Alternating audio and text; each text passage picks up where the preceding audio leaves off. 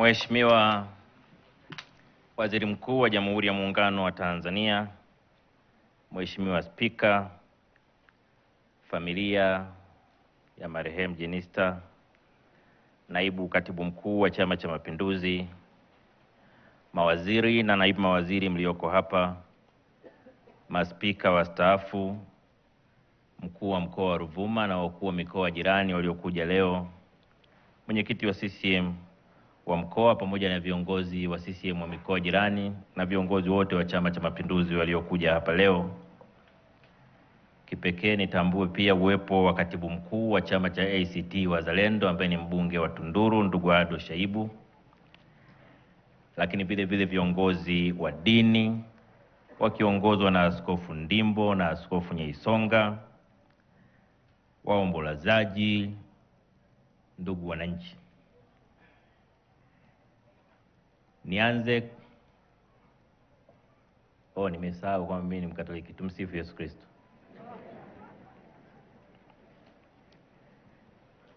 La kwanza ni waombe kwa heshima kubwa mpokee salamu kutoka kwa rais wetu Daktari Samia Suluhu Hassan ambaye alitamani kuwa nasi siku ya leo, lakini kutokana na mwingiliano majukumu ameshindwa kuwepo pamoja nasi, lakini alishiriki kikamilifu katika misa ya kwanza ya kumwombea marehemu iliyofanyika Dodoma, na alitoa salamu zake ambazo kwa kweli zilionyesha uchungu mwingi, kumbukumbu zisizokufa za utendaji wa kazi wa ndugu yetu Jenista Joakim Mhagama.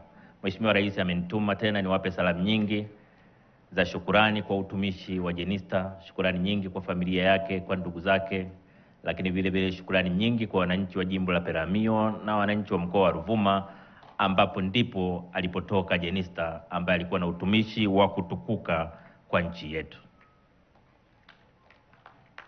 Kipekee ni washukuru sana viongozi wa kanisa kuanzia Dodoma pale.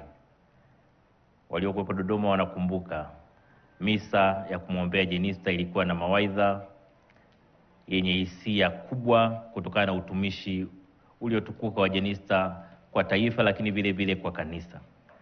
Misa ile iliongozwa na mapadri zaidi ya 10, lakini pia nimesisimka sana hapa kuona misa hii imeongozwa na mapadri wengi, lakini pia imesimamiwa na maaskofu wawili.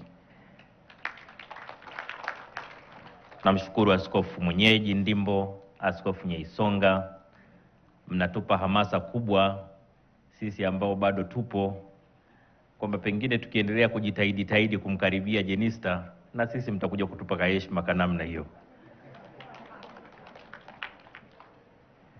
Nilisema Dodoma na hapa nitarudia kusema. Jenista alikuwa mtumishi wa kweli wa watu wake.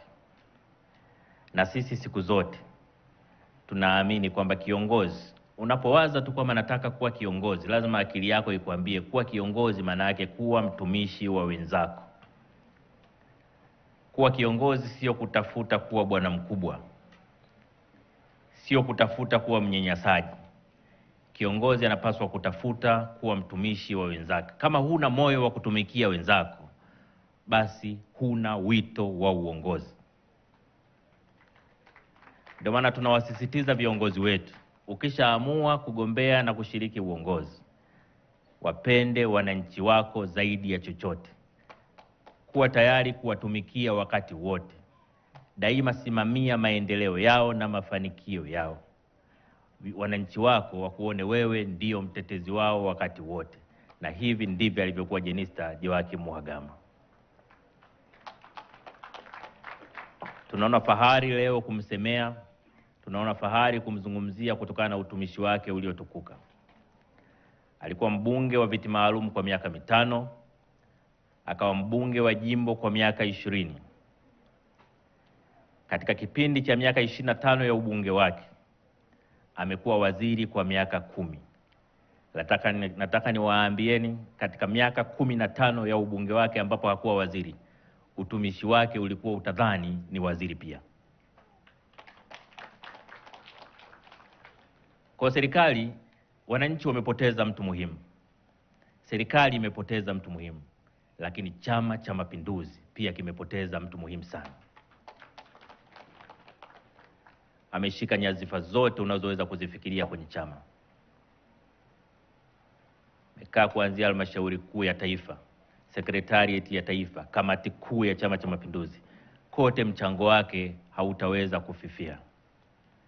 Ndio maana naibu katibu mkuu wa CCM ameweza kufika kwenye msiba akiwa na sare ya kijani kwa kutambua mchango wa Jenista.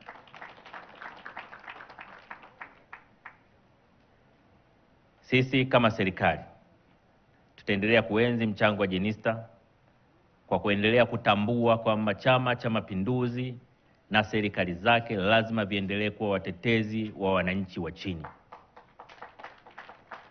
Wananchi wenye shida, wananchi wenye matatizo lazima wakati wote waone Chama cha Mapinduzi ndio chama chao cha kukimbilia.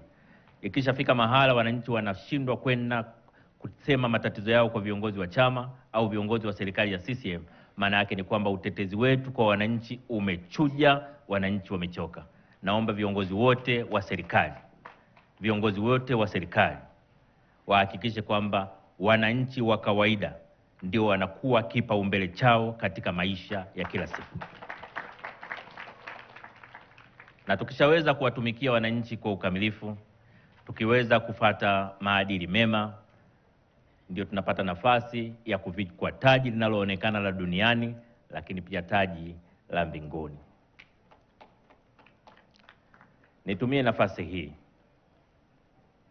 kuwashukuru sana familia ya marehemu Jenista ambao wamekuwa na mchango wa kipekee katika kumpa ushirikiano katika maisha yake ya uongozi bila kuwa kikwazo kwake kwa wakati wote.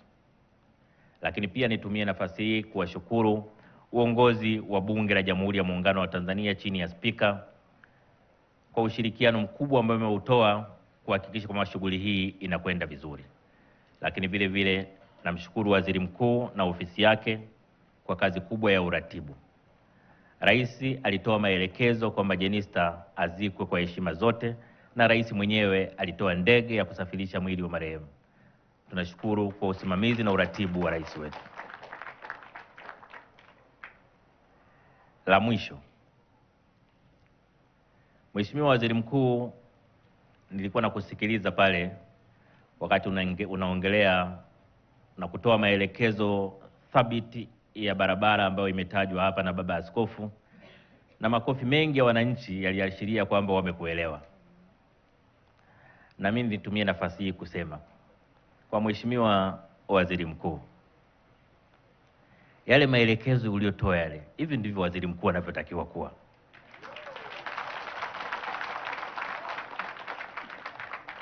Sio waziri mkuu dhaifu naye anaenda kulia pale, na mimi nashangaa barabara hii wa kandarasi. Wewe sio waziri mkuu tena wewe.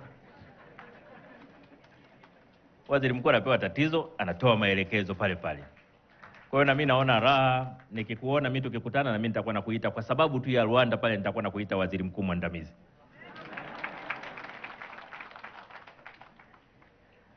Baada ya hayo, tunamuomba Mwenyezi Mungu aipumzishe roho ya dada yetu. Jenista alikuwa rafiki yangu sana. Jenista alikuwa dada yangu. Na masikitiko sana. Lakini tunaomba Mungu ampokee katika ufalme wake, ampumzishe kwa amani. Asanteni sana.